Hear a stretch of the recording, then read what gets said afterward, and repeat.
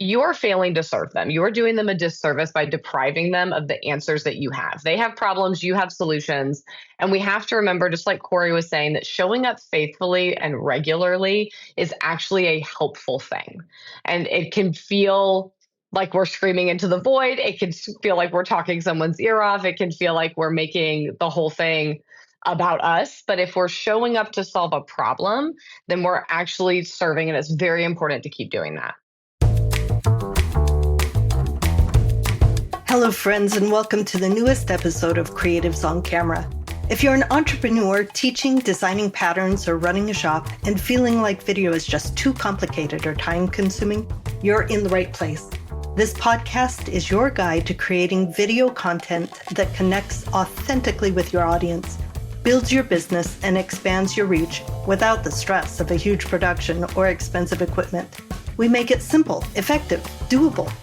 I'm Lyric Montgomery Kennard, an artist, educator, and host of the show. Join me as we explore practical tips and strategies to help you confidently share your creativity online. Let's get started.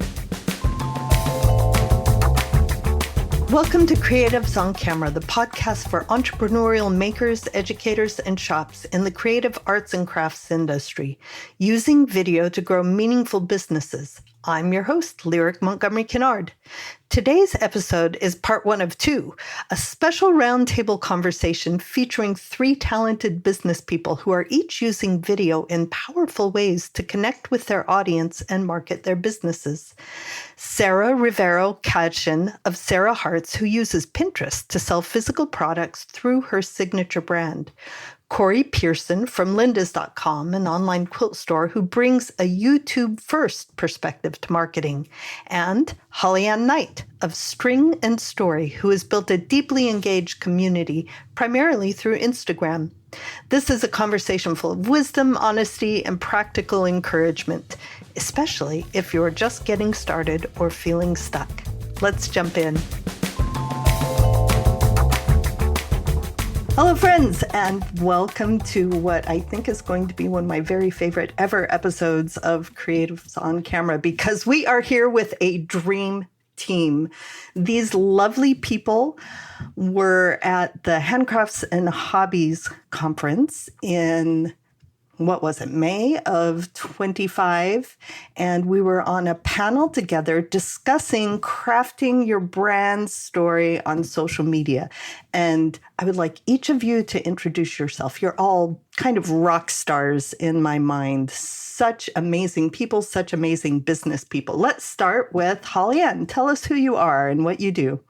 Hey y'all, my name is HollyAnne Knight of String and Story, and it is my job to guide quilters all over the world to quilt with confidence. We've been a quilting education company online for about 9 years now. We've had a brick and mortar shop for 3 years. Excellent. Sarah, say hi. Hello, my name is Sarah Rivero Khandjian, and I own the brand Sarah Hearts, where we create notions and labels for makers of all experiences levels through beautiful use of color. My background is actually in graphic design, and I spent over a decade as a DIY blogger and created content for brands like Martha Stewart, Clorox, Sherwin-Williams over the years. And in 2020, I launched my product-based business, and that's my focus right now. Awesome. Corey, say hello. Hey everyone, my name is Corey Pearson. I represent the brand Lindas, also known as Lindas Electric Quilters, depending on how you follow us on social media.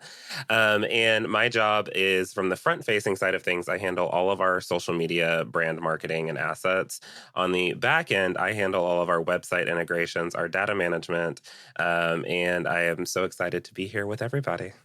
It is so much fun to see your wonderful faces again. We had a lot of fun when we got together in person. If I could have a party every day with people in my industry, life would be so good, wouldn't it? We swim in the best ocean, in the best pond that there is. Today, we are going to talk a little bit about crafting your brand, about your presence on wherever you appear online, as presenting your brand to your customer in a way that will help them see themselves in the picture and in a way that's effective. And each of you have really interesting specialties and really interesting knowledge in this arena. Let's go the other way this time. Corey, tell us a little bit about how you take a brand that is, I mean, we all have something to sell, right? We all need to make a living. The idea is to make a profit, right? But what is behind this and how we connect with customers, and where do you concentrate on doing that? Yeah, so I do majority of our content really lives its life on YouTube. We had our start with YouTube, oh gosh, in 2013, a little before that. And it was really one of those things, and you're going to hear a lot of us talk about it today. It really was building that authentic relationship with the person on the other side of the camera glass. Even though we are trying to make a profit, you want to immerse yourself in that product and give whoever is watching that video that same feeling of, oh my gosh, I can do that too, because Corey's doing it, because HollyAnne's doing it, because Sarah's doing it, or because Lyric's doing it. And it's not that, oh, they're trying to sell me something. It's that, oh, they're trying to teach me something. And YouTube was really our way to get into that by showcasing all those different things. And then you really get to have fun with it when you get into the analytics side of it. It's like, what are people really watching, or what are the keywords that they want to search, or how is this going to show up better, or why does my thumbnail need to look a certain way? And I love YouTube for all of those aspects, because you can connect with people across the world instantly. Why did you go with YouTube instead of Facebook or Instagram? You want me to be honest? Sure. Let's be honest first, and then we can build on that. So my little brother, Ryan, when he was 10, I don't know. He's the one that suggested. He was always kind of ahead of his time with what was going on online. And he said, brother, because he doesn't use my real name because I guess he doesn't like it. So he said, brother, you need to be on YouTube because that's where people are at. And I said, okay, what do you think I should do? He's like, I don't care what you do. Just show people quilting. I don't know nothing about it, but I know that that's where you need to be. I had no idea what video editing was. I had no idea how to record. I had no idea what proper mics were. But I did have a phone. And so I used my phone, which I still use today. We have very expensive cameras in our pockets.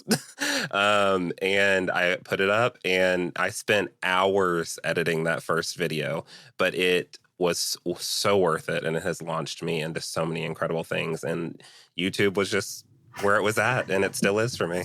Because your brother told you. Because my little brother told me to do it. Yep. And I feel like you were probably 12 when you started with Linda. Yeah. You said you've been here for so long. Yeah. No, I've been with Linda's forever. Yeah. It's been awesome. Sarah, where are you and why? Well, I think my background being a blogger led me to Pinterest very early. I actually had access before it was launched to everyone. I had beta access. So I jumped in there really early. So I've probably been on Pinterest well over a decade now. And I love it because it's visual, but I also love spending time there because that's where my potential customers also search for inspiration. So I love Pinterest because I use it for searching as a search engine. And that's kind of its primary purpose and primary goal when it was created, is using it like a search engine.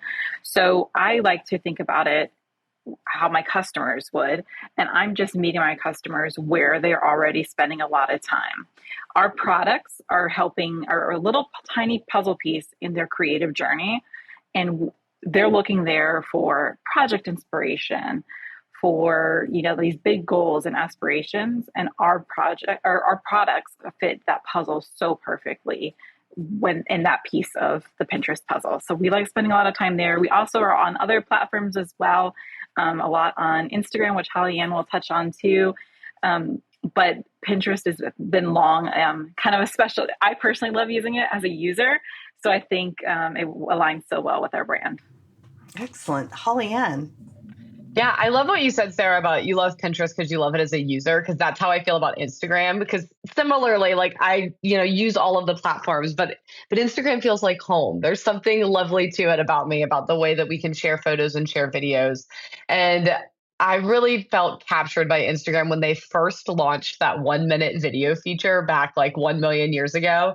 And it fell right in the middle of Instagram Quilt Fest. And it felt like such a fun challenge to see, can I teach a whole thing in a minute? Like, what can I capture and share with my audience? What problem can I solve in 1 minute? And now we get a little bit more time than that. But something about that, just meeting people with a quick win, if you will, that they could be scrolling through a feed and walk away with something useful that they can take back to their sewing room, makes it really fun to show up and meet my audience there. I find it interesting that all of us gravitate to the platform that feels most comfortable for us as well. And I'm sure we're kind of in all the places. But so the way, and I want each of you to tell me if you see this in a different way. I see Instagram as social, right? It's about interaction. It's about visuals. It's about building that community. Pinterest is a visual feast. I get sucked down the rabbit hole every time I go there. And the way it does the search engine, where the algorithm brings up things that are similar to what you're already looking for, helping you find so many amazing things. Just like I said, I go down the rabbit hole every time I go there because it is a beautiful visual feast and also an amazing shopping place. I hear so many people who have so many sales that come directly from Pinterest. And YouTube is where people go when they specifically want to learn how to do a thing, right? They have a problem they want to solve. I have a leaky faucet. I go to YouTube and say, how do I? And up it comes, and then I can do it, right? So how do you bring your business into each of those platforms? How do you make that connection in these different ways? Because across the board, no matter what we do, when we are building a brand and connecting with our customers, it is about that. It's about creating an authentic connection where we can help them be better, happier, more creative, make something easier for their lives. How do we approach our platforms in a way that makes that connection authentic, putting them at the center of the story? HollyAnne, why don't you talk to us about how you do that on Instagram? Yeah, so I specialize in teaching free motion quilting, which is one of those skills that I think gets a bit of an intimidating rap in the quilting world. It's something that folks often think, well, if I don't have a long arm, or if I'm not a professional, or if I don't consider myself an artist, then this isn't a skill for me. And I think that's one of the things that I find attractive about Instagram is that because of the short-lived nature of the content in a way, it's less serious. And that's a huge part of what I need to capture in order to connect with the quilting rock stars, is taking some of the fear element out of this idea of free motion quilting and of finishing your own quilts. And so being able to be on a platform where I can be a little goofy, I can be a little silly, but it has that visual element too of I can make a clear demonstration of my skills as a quilter. I can demonstrate my skills as a teacher, but then add that little bit of levity, the goofy audio, a funny dance, once in a while, to make that ambition of being able to confidently finish your own quilt a little more approachable, a little more like, oh, she's just in her sewing room too. Like, maybe I can figure this out. I like that. So it's kind of more, I'm thinking I'm sitting at the snack table or just walking by and grabbing the candy out of the bowl on the counter, right? Right. And it's approachable, and it makes it helps the viewer connect with you on a really casual kind of intimate scale. What do you feel about, you said something at the beginning, you said it's ephemeral, it disappears, it doesn't stay around. I think one of the interesting things about like truly social medias, right? So both Pinterest and YouTube have a very strong search element factor. And so when you put a piece of content up, it's going to last. It's much more like posting on a blog. There's a longevity there. There's an evergreen element. Instagram isn't really like that. Like, things come and go very quickly on Instagram, which can be a challenge as a business owner, right? Like, I show up and I'm posting every day. That means every day I'm thinking about what am I either promoting, sharing, teaching, showing off, whatever, what's the thing that's going to happen on this feed today? Because it's going to be here today and gone tomorrow. But like I said, I think that's also the thing that when someone's wanting to learn how to finish their own quilts and maybe they haven't gotten over that anxiety piece of it yet, going all the way to YouTube or Pinterest and searching can sometimes feel a little scary. That feels like too much commitment. So I try to meet them a little higher up than that, and they guide them to those more long tail things. Once we've maybe made that connection of you can do this, and you can even be a bit of a goober while you do it, and it's going to turn out fine. It's like the gateway drug to learning. Absolutely. Yes. I use Instagram as a gateway drug for quilters. Yes. Like, doesn't it look fun? Like, I'm just over here being a goofball. It's just fabric. It does look like trick fun. them into trusting their own abilities. What? Nice. Sarah, how do you feel like you approach this same idea on Pinterest? Well, as HollyAnne touched on, Pinterest has always been about search and discovery. So I use it as a place to meet new customers. It's not where I'm nurturing customers. I focus that on my email list, for instance, or maybe on my blog post. But it's all about search and discovery. So that's kind of what I have in mind when I meet customers. So what I find that makes the most successful content on Pinterest, thinking about meeting those new potential customers, is providing content and a content strategy that's helpful and something valuable for the customer. So I'm always thinking about what can I share that aligns with that. So what makes my product unique, or maybe you're offering a service. What makes your service unique? And then I also think about it as a Q&A. Like, here's my product. What questions does it answer? That's something I can help frame the content that I make. And then also one thing that I love also is how to get the most out of your product. So sometimes, maybe your product has one use, but often it has a lot of different uses, especially for our products. We're in the sewing industry, but we're not just limited to sewists. We make crocheters and knitters and people that refashion and thrift. So how can we show all the different uses of our product? And Pinterest is just such a great platform for that. I think it has something in common with Instagram in that it's also short little bits of information, right? Both of them need to provide our audience, the people we serve, with something that is useful, that is something helpful. And that usefulness might be on Instagram. It might be just, I had a smile and a laugh when I looked at this thing and made this connection, right? So they both have, it's really interesting picturing in my mind this building on each of the developments of the relationship. The brand new customers coming out of Pinterest because it's a search engine, the building your customer base and actually deepening that connection on Instagram. Corey, tell us about how YouTube fits into that and how I see it as a little different. So I am looking forward to hearing what you say. So just kind of like the way HollyAnne and Sarah mentioned, HollyAnne touched on that she is hanging out with her customer more or less on Instagram. Sarah mentioned she's meeting new customers on Pinterest. I think YouTube is a great blend of both of those things because I find a lot of the time I am meeting new people on YouTube because they're going to YouTube with that how-to. They're used to going there, like you mentioned, how to look for their leaky faucet.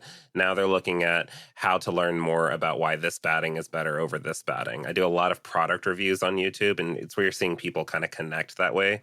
And then you're also getting those same people that then want to come back, coming back customer to hang out with you for I do live shopping events on YouTube.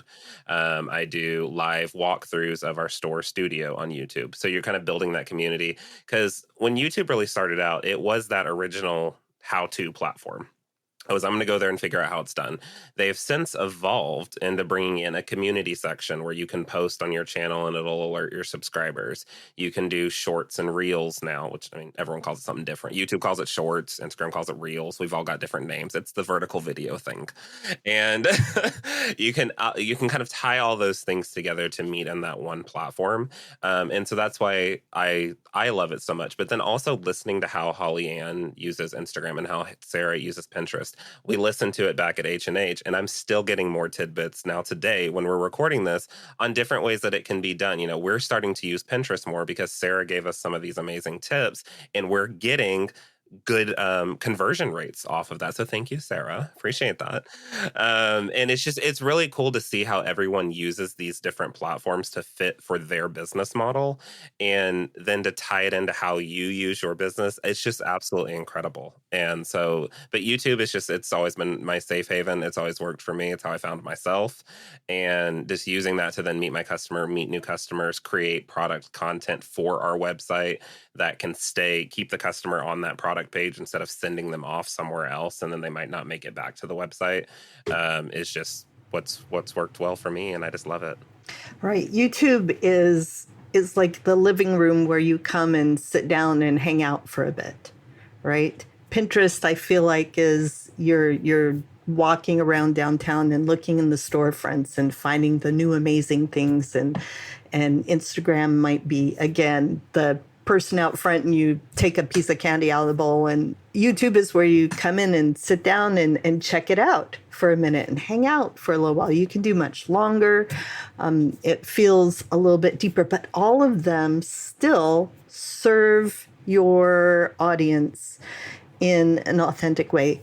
I want to know how each of you use these social media platforms. I mean, they're fantastic for finding people or making those connections.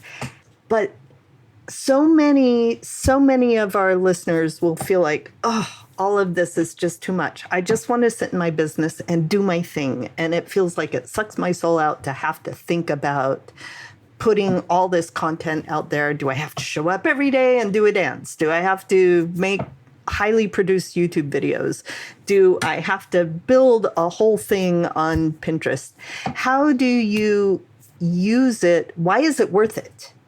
How do you actually take the content you put out, and how does it bring conversions? How does it bring people into your ecosystem with your business? Sarah.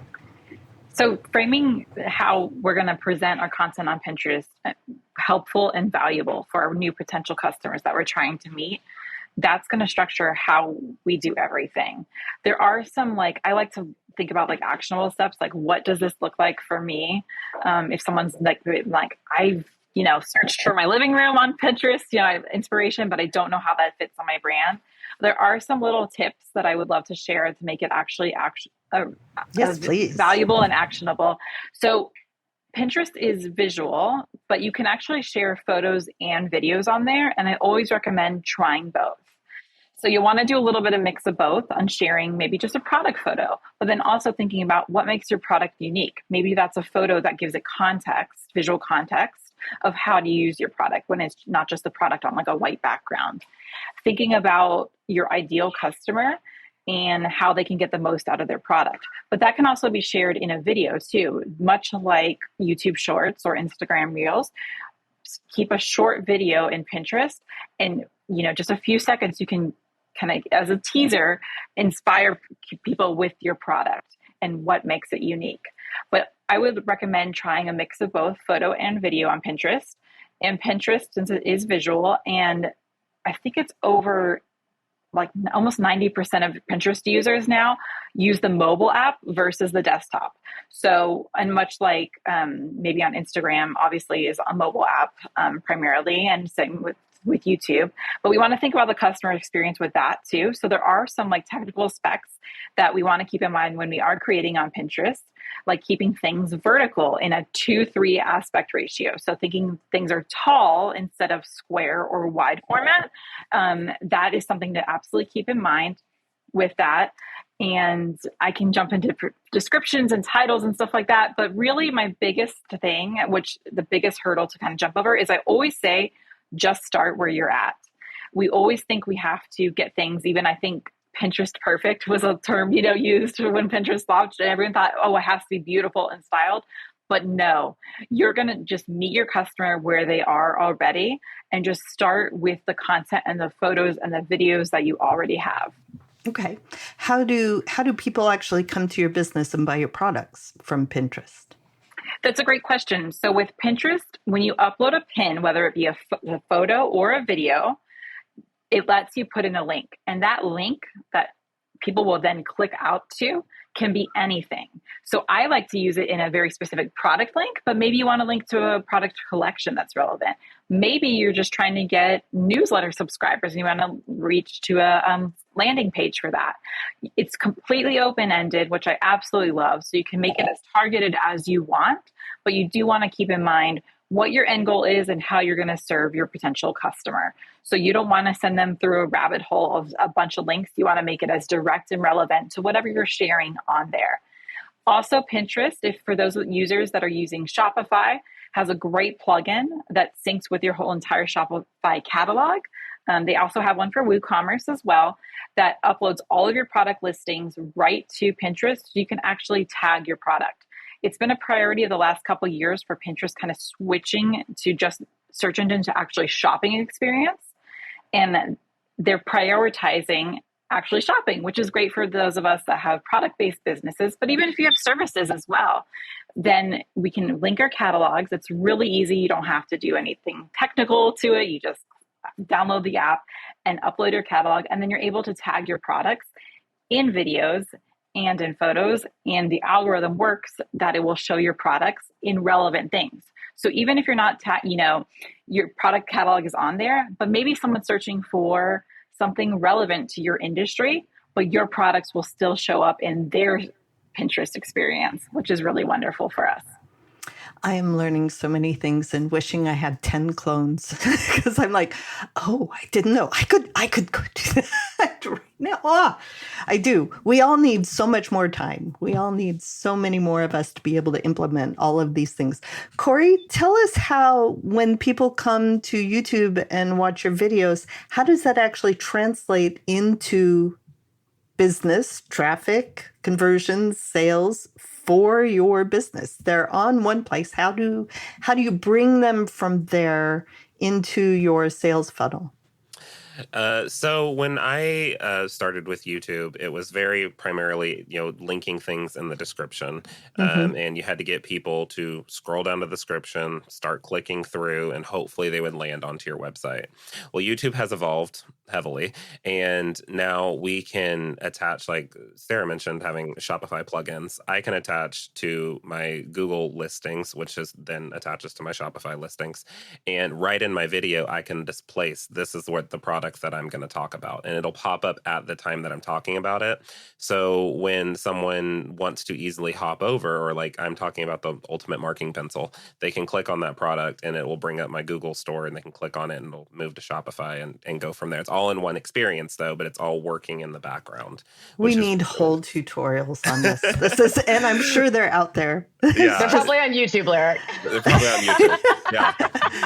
But it's that incredible way of showcasing your products right there. It has the current sales price if you're running a sale, and it'll change throughout. Because one of my biggest complaints with YouTube is, I hate to say it, but it stays there forever. So when I'm talking about things that are on sale, a customer might see that 2 years from now, and then that's a call to customer service. And then Summer gets on to me because I made a video 2 years ago, and it's a whole set of meetings after that. But like having those plugins now where they update automatically with whatever the current sales price is one of my biggest things. My biggest tip, and this might be a little controversial, is I don't say what the physical price of an item is. I want to send them to the website or click the link in the description below, because I know that's going to be there forever. I spend a lot of time in my analytics section of YouTube seeing what people are searching for the most. What are my subscribers looking for that's outside of my channel? YouTube is very powerful to help you out with that. But I know people listening to me talking about all this say, well, you have a very established YouTube channel. You have that stuff that's there. And Lyric, you mentioned this earlier. That just sounds exhausting. How am I going to get to have all that information right away? Because if I create a new YouTube channel, I don't have any subscribers. I don't have any analytics that's going to help me. What am I going to do? And Lyric, I might take your thunder, so feel free to stop me. But Lyric created an incredible tool, you guys, that uses ChatGPT. And when you were trying to start out and trying to figure out exactly where you want to do, I highly recommend I use the tool every day to help, and it's putting she can give you a whole synopsis of how it works, but I'll just bring it down. Is I put in the product that I'm looking for, I give it all the little things that it's asking, and it spits out all of these long form, short form photo things. So looking at Instagram for short form, YouTube for long form, photos for Pinterest, all the three things, the tools that we're talking about the most, you're gaining from using Lyric's tool. It takes all of the guesswork out of where am I going to start with what I'm doing. And then once you start building those videos, that Pinterest platform, that Instagram platform, you start to then get those analytics back to start figuring out where is your audience at to work with your store, and kind of go from there. And another thing that you mentioned, Lyric, was, do I have to be there all the time? And is it kind of a one and done? When you're creating that long form video content, guys, use that to your advantage. Take that hour and a half filming session that you did, the polished filming section, because we know that was probably about 6 hours of filming, let's be honest. Take that finished video and use different tools. Like I use a tool called Opus Pro that I can put in a long form video and just a link from my YouTube channel, put a link in, and it'll break it down into 20 short form reels. And it gives me the titles, the descriptions, everything that I need. And that's posted on into the future. So I don't have to worry about coming up with new content every single day. It reuses that. And you find people, when they look at that short form content, then they end up landing back to your long form video, learning so much more about you. And then they end up on your website, and then they're converting through that. I know that was a lot of information. I kind of went longer than I probably should have, but it's so exciting to talk about. Like, it's so cool how it all works together. It is. I'm learning so much. What was the tool that you use? Opus Pro is what I use for breaking all that down. And it puts the captions on, comes up with the titles, all the things. We'll put all of the links for all of these things in the show notes. And I use CapCut for the same thing. Easy video editing. It will automatically create shorts from your long videos so that you're leveraging your time.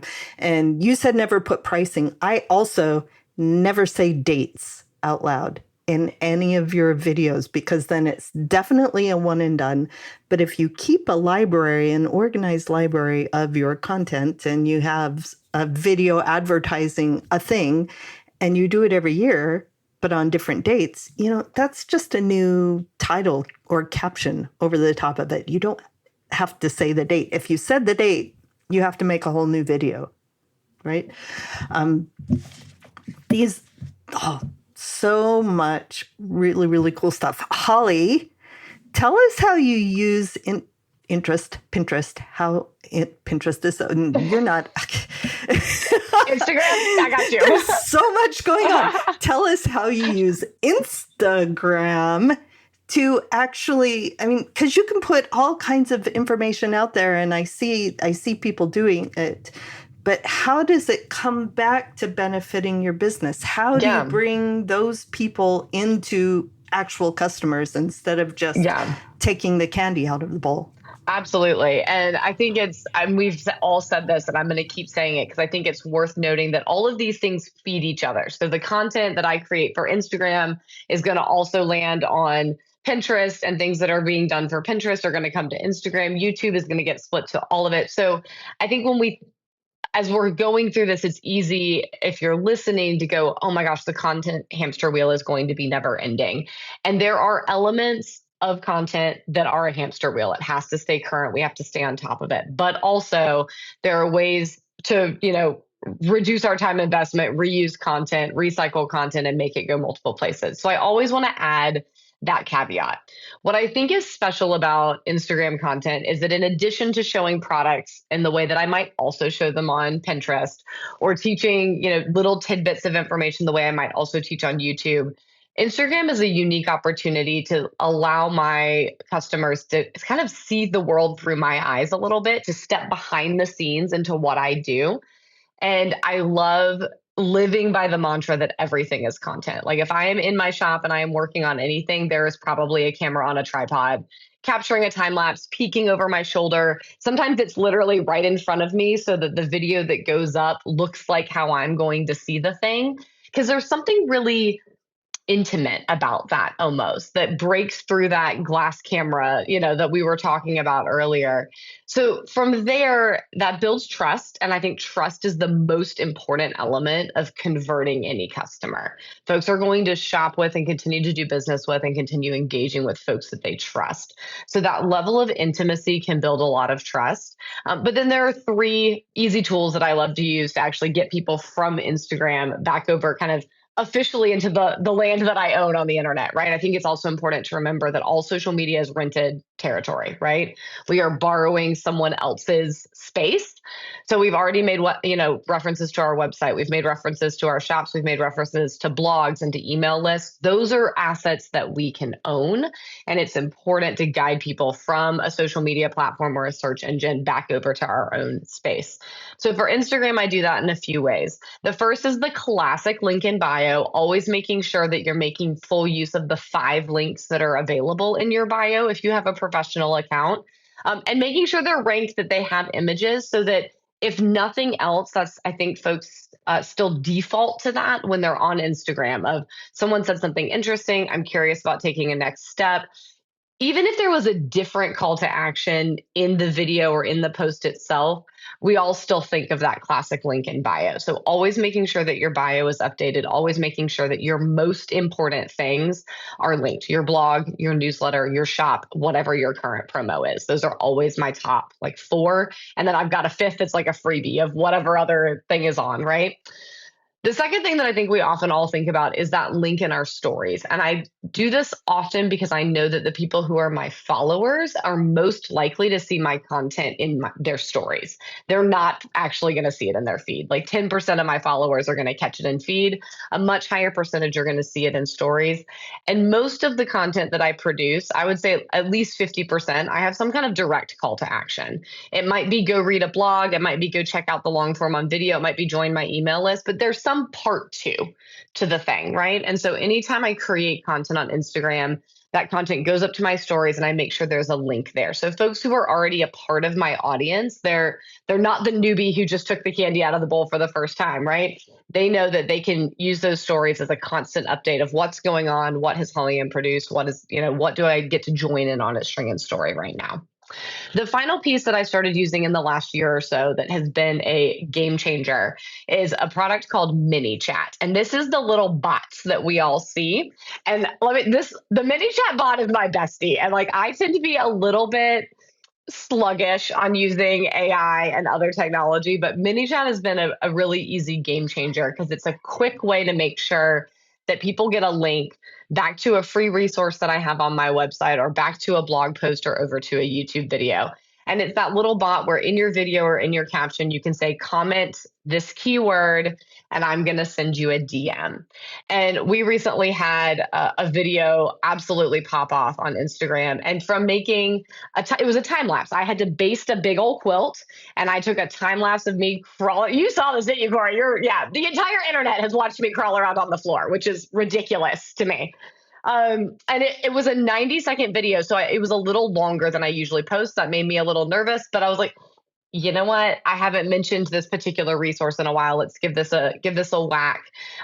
We added 600 people to our email list over the period of a few days because folks commented for that little bot, and it took them to a resource on my website, and they took those next steps with me. So being able to even do something simple like that, sometimes it works really well. Sometimes 0 people comment, and it just depends. Sometimes I get the analytics right. Sometimes I don't.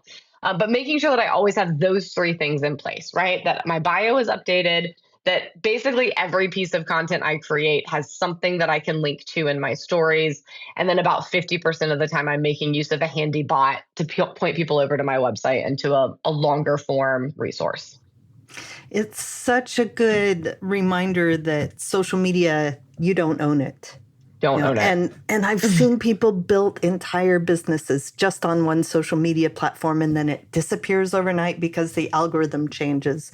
So even though we're all talking about one specific specialty that you all use so beautifully and so well, we still are all over the place.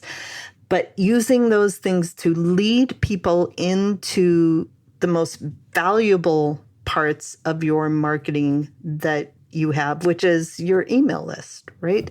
Using those to bring people into your own ecosystem is the real purpose of what we do, or the real way we get people into our, invite them into our living room so we can serve them a full meal, right? These are the ways we pull them in. And when people are on your email list, that means they've chosen you. They have invited you into their inbox. Those are the best places to actually convert sales. But first, you have to show them that your place is a good place to come over and hang out at, right? Let's go through. Why don't we talk about a couple of the mistakes or when somebody is new to this part of their marketing, and when we say marketing, we're often thinking, I hate salesy stuff. This is, I just don't want to do this. I want to just make my pretty things, and I want people to love making the pretty things along with me. But marketing is that connection that we make. When you come from a place of love and service towards the people that you are working with, the people you're serving, then marketing is more about that authentic connection. What are some of the fears that people have when they come onto your social media platform? And what is one or two things that you can help alleviate or make easier for them as they come? Like, what are they doing wrong? What could they do better? What do they not have to worry about that they're worrying about now? Let's start with you, Corey. So this is a really good question. And I think we're all probably going to have close to the same answer on this one because we all think quite alike. And I think that's why we're such an incredible team. A lot of people, when they're starting out, I get this question from many new long armors that are starting out wanting to create a social presence is, I don't want to post every day because I'm afraid I'm going to overwhelm or overload people. Or overwhelm ourselves. Or overwhelm yourself Overwhelm? even. Yeah, overwhelm. We knew where you were headed with it. We were picking up what you were putting down. I had to get over that fear myself because when I originally started social media, I was like, I'll post once or twice a week. I don't really want to upset people or ruffle feathers. They don't want to see my face all the time, even though I'm my favorite topic. Them, I might not be theirs. I had to get over that fear on that. And I realized quickly that even though I'm posting every single day, my followers and people that even don't follow me aren't seeing what I'm posting every single day. They might see something I'm posting literally maybe once a week because I'm not the only person they're following. So once I got over that and I started posting consistently and being on, I'm thinking YouTube right now where I'm posting shorts every day, but this could apply for Facebook as well, is they're not being able to see every single thing all the time. So don't be afraid to put out there what you want to put out there. Put something out every single day. Put something out every other day. Follow whatever posting schedule you want. And don't be afraid to be you. A lot of people, like Sarah mentioned, a lot of people back in the day wanted to be Pinterest perfect. And HollyAnne said this perfectly. Those days are long gone. Okay? So long gone. Be you, be authentic, have fun with it. That is why someone is trying to connect with you. They saw a little tidbit and they're like, okay, I want to see more of this person. Be crazy. I mean, don't do anything illegal, but be like, have fun. Be you. Show like what is the best part about your business and why they should trust you to get their product review from YouTube or to learn more about your product on Pinterest or to see being a goober crawling around on the floor basting your quilt on Instagram. Doing all the things. Worked. It worked. I'm not mad at it. I watched. But see, you knew. I know. But I think it's just getting over that fear of not you're going to overwhelm people, because you're not. I promise you won't. All right. So what I heard you say is people aren't going to see everything you post, so don't worry about overwhelming them. Number 2, be authentic, be yourself. I think especially after COVID, especially in this age of AI, where we're like, AI is such an interesting thing because it's creepy, it's fake, it's everything, but you don't know if it's real or not. So actual real you is so much more able to connect with your people than anything you try to make perfect. AI is also a fantastic tool. Again, that tool I made is, and I'll talk about for 2 seconds right now.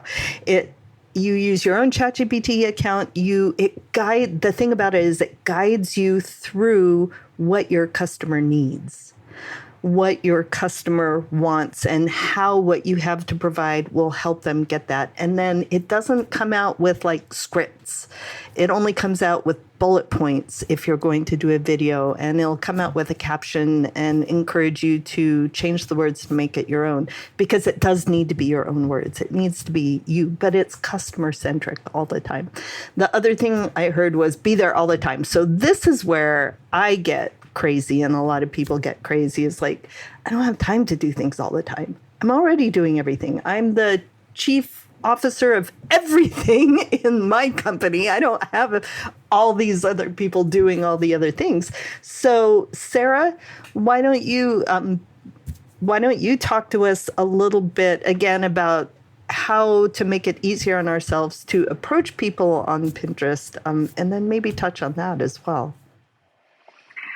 So like we said earlier, gone are the days of Pinterest perfect, but it is still a visual platform. So we do want to think about serving our potential customers in content that would be visually engaging, based around the framework that we want to answer questions that they may have or show them how to get the most out of our products.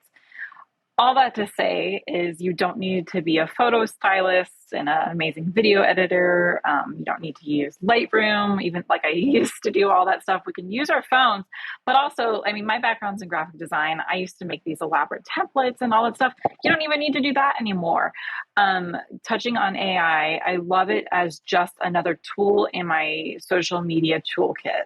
So how I like to use it in approaching Pinterest in particular is upload a photo and then tell it what title text you want. It will generate the text in your pin in the right size. You can even say that you're make this photo into a pin for Pinterest with this title, boom, and then you can upload it. Where are you doing that? You can do that in ChatGPT. It can generate the image because you can upload your photo. It can be a video still from, it can be a screenshot from a video. It doesn't have to be super elaborate, but there is something to keep in mind. So since Pinterest, as I keep saying, it's search and discovery, and it's used as a search engine. So often I like to do a mix of photos and videos, but on those photos, I like to have text of clearly titling what the content is about. And you'll see that, like, maybe you're looking for a recipe and you see like it says like, I don't know, enchiladas 3 ways. So you can kind of see whatever it says there.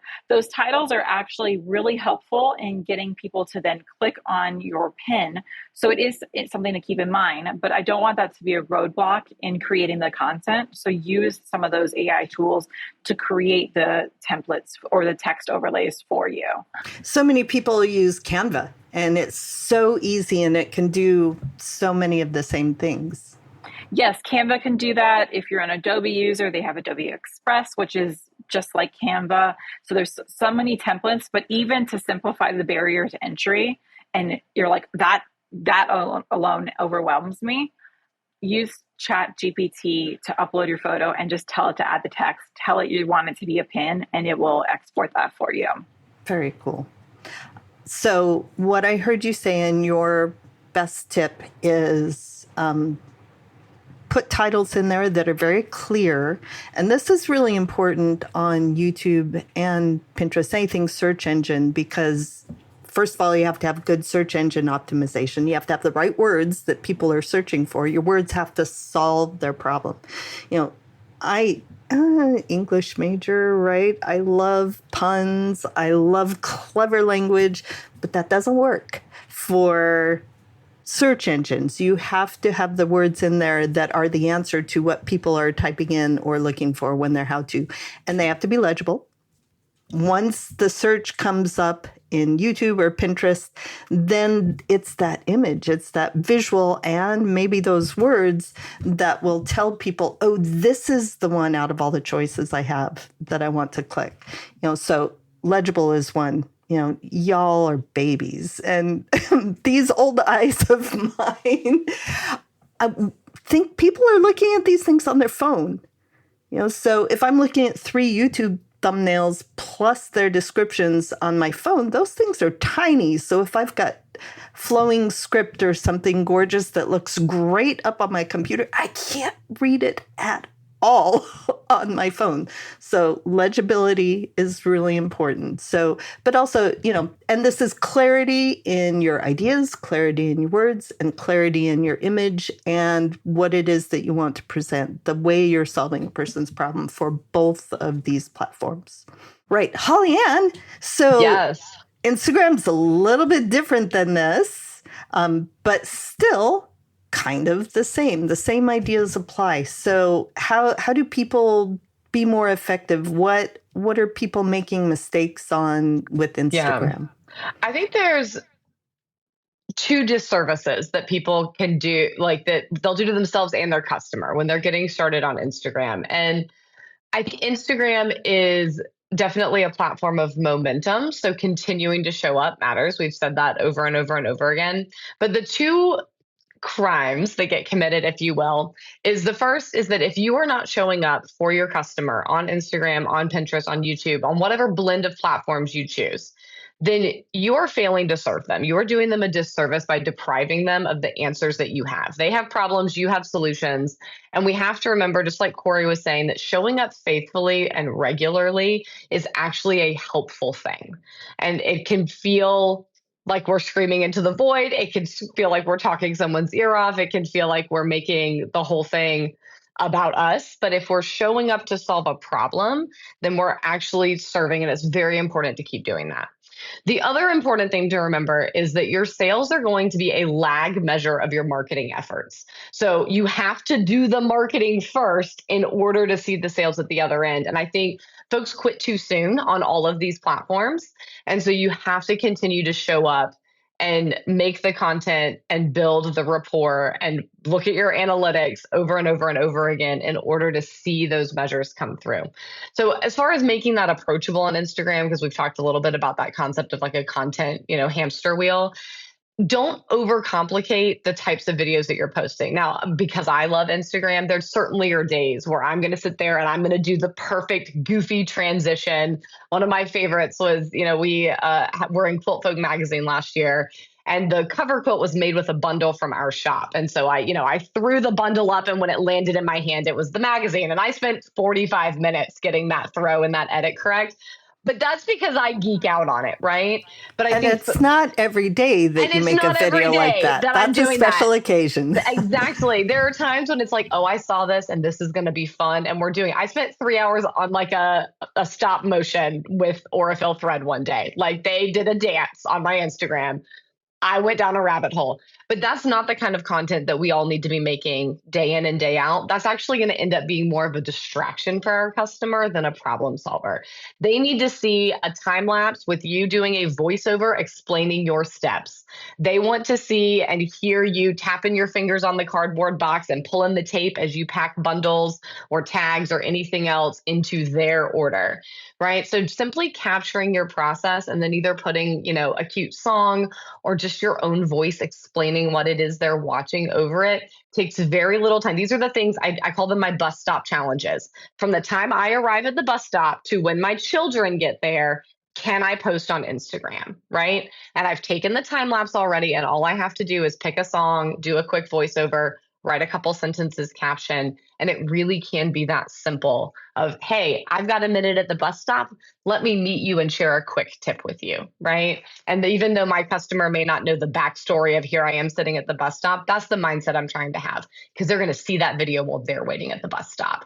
And if I can solve a problem for them, then that's made their time valuable, and it's a little in the trust bucket. Excellent. This has been Really, really amazing to hear all of the kind of strategy and all of the sessions around.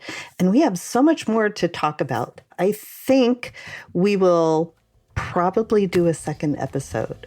So let's take a quick break and we'll see you in a minute.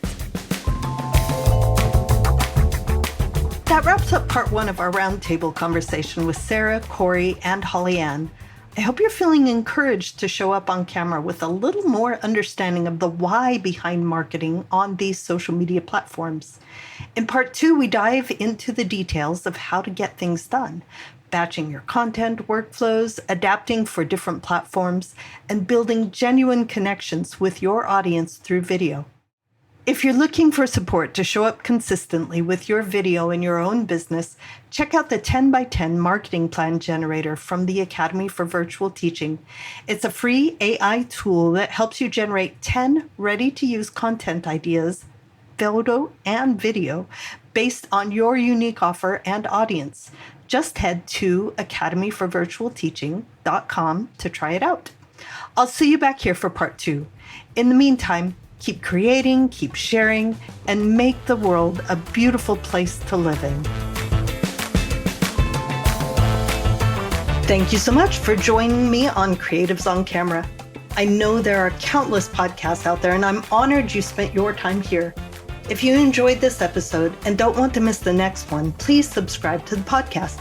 Then, if you'd like to stay connected and get even more tips on teaching, marketing, and video creation, sign up for my email list at academyforvirtualteaching.com. You'll get exclusive insights and updates delivered straight to your inbox to help you grow your creative business with ease. Lastly, be sure to check the show notes below in the episode description for links to everything mentioned today. And I'll see you in the next episode.